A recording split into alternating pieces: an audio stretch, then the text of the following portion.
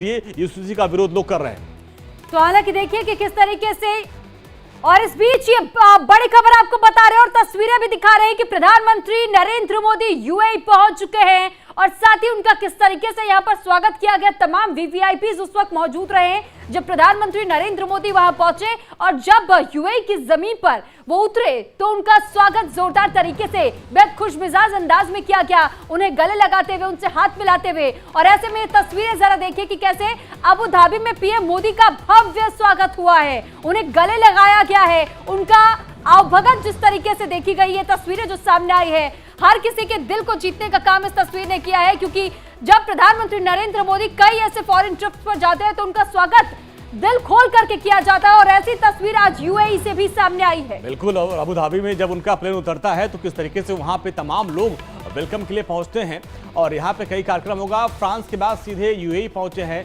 प्रधानमंत्री नरेंद्र मोदी और वहां पर उनका भव्य स्वागत किया जाता है।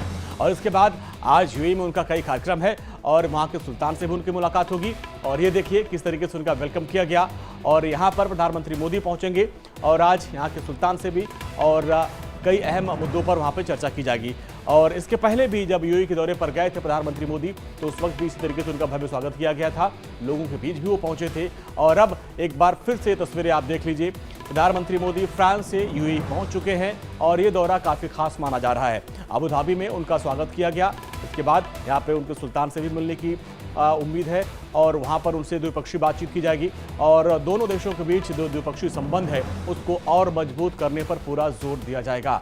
तस्वीरें आप देखिए जब प्रधानमंत्री मोदी अबू धाबी पहुंचे और वहां पर उनका वेलकम किया गया और अब यहां पर उनके सुल्तान से भी आज उनकी मुलाकात होगी। कई और खास कार्यक्रम, खासकर दोनों देशों के बीच दोस्ती और इस रिश्तों को और मजबूत करना है, द्विपक्षीय संबंधों को और मजबूत करना है और कई अहम मसलों पर आज चर्चा की जाएगी।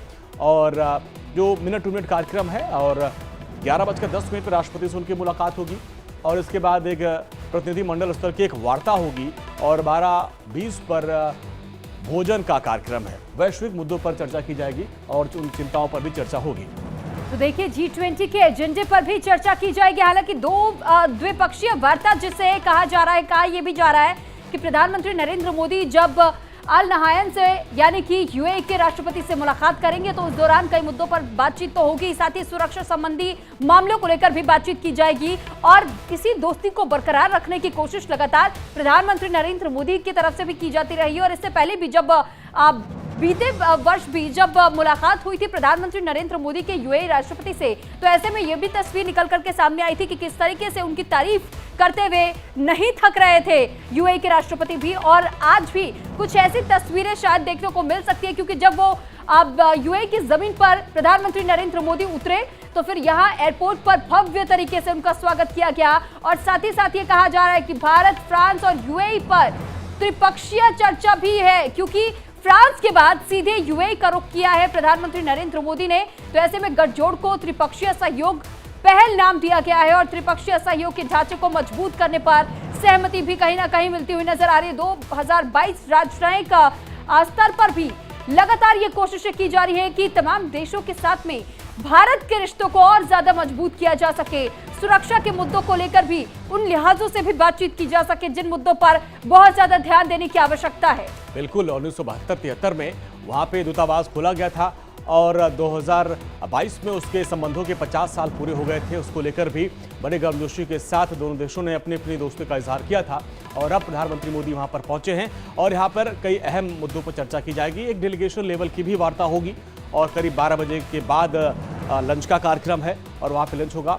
दरअसल 2022 में ही 50 साल संबंधों के पूरे हो चुके थे और यूएई और भारत की दोस्ती के और इस दोस्ती को और मजबूत करने के लिए ये दौरा काफ़ी अहम माना जा रहा है। और प्रधानमंत्री मोदी जो फ्रांस गए थे तो उन्होंने यूएई को लेकर बड़ी बात कही थी कि ये त्रिपक्षीय साझा है और इस पर आगे बढ़ने के लिए तीनों देशों ने अपनी सहमति जताई थी और जिसके बाद अब फ्रांस से सीधे प्रधानमंत्री मोदी पहुंच चुके हैं अब यूएई। तस्वीरें आप देखिए, वहाँ के राष्ट्रपति से मुलाकात और ये मुलाकात काफ़ी अहम है और थोड़ी देर बाद अब एक डेलीगेशन लेवल की बातचीत होगी, वो तस्वीरें हम आपको दिखा रहे हैं और वहाँ के राष्ट्रपति से ये उनकी मुलाकात और इस मुलाकात के बाद प्रतिनिधि स्थल की एक बातचीत होगी और जिसमें कई अहम मसलों पर चर्चा की जाएगी, जिसमें G20 को लेकर भी उनके एजेंडे को लेकर भी चर्चा की जाएगी। हालांकि खबर यह है कि G20 का सदस्य नहीं है यूएई, लेकिन फिर भी इस बार विशेष सदस्य के तौर पर उनको आमंत्रित किया गया है। उसके पहले अब चूंकि मेजबानी भारत ही कर रहा है, तो अब ये मुलाकात काफ़ी अहम हो जाती है। और इसके अलावा आप देखिए 50 साल भी पूरे हो चुके, 51 साल हो गए हैं हमारे और यूएई के बीच दोस्ती के रिश्तों के। तो उस दौरान अब प्रधानमंत्री नरेंद्र मोदी पहुंच चुके हैं यूएई और वहां के राष्ट्रपति से मुलाकात। बस थोड़ी देर बाद एक डेलीगेशन लेवल की भी वार्ता होगी और फिर लंच का कार्यक्रम है और वहां के सुल्तान से भी प्रधानमंत्री मोदी मुलाकात करेंगे।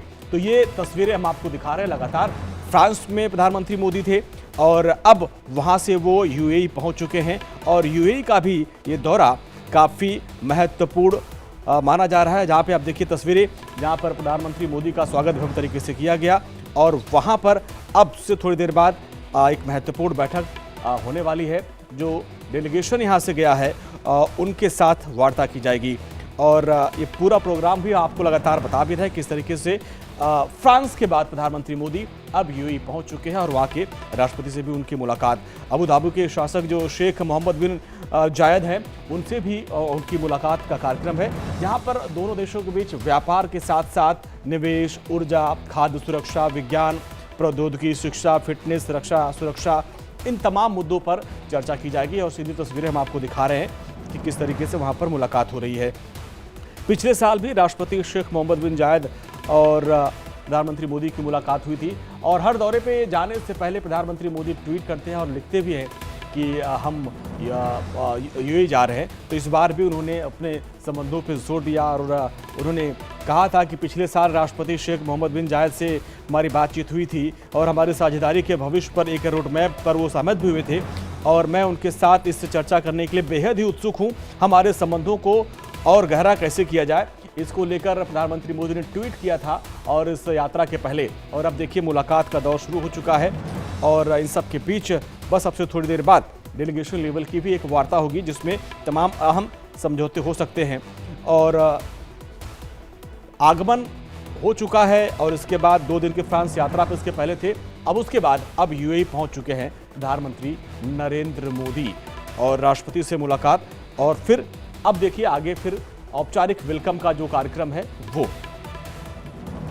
तो फिलहाल ये सीधी तस्वीरें इस वक्त हम आपको दिखा रहे हैं अबू धाबी पहुंचे हुए पीएम मोदी और उनका जिस तरीके से स्वागत किया गया और उसके बाद अब ये मुलाकात की तस्वीरें भी आपके सामने है। प्रधानमंत्री नरेंद्र मोदी दरअसल संयुक्त अरब अमीरात के राष्ट्रपति शेख मोहम्मद बिन जायद अल नाहयान के साथ प्रमुख द्विपक्षीय मुद्दों पर बैठक करने के लिए आधिकारिक यात्रा पर अबू धाबी पहुंचे हुए हैं। हवाई अड्डे पर उनके स्वागत किया गया और इससे पहले प्रधानमंत्री नरेंद्र मोदी 2 दिवसीय फ्रांस के दौरे पर भी रहे।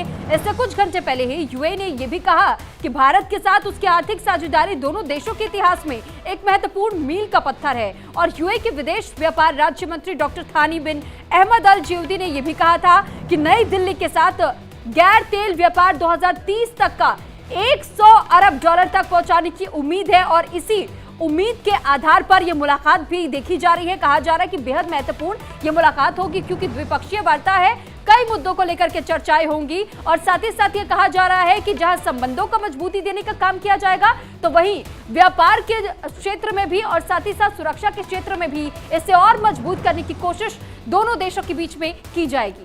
तो बिल्कुल लगातार अपडेट आप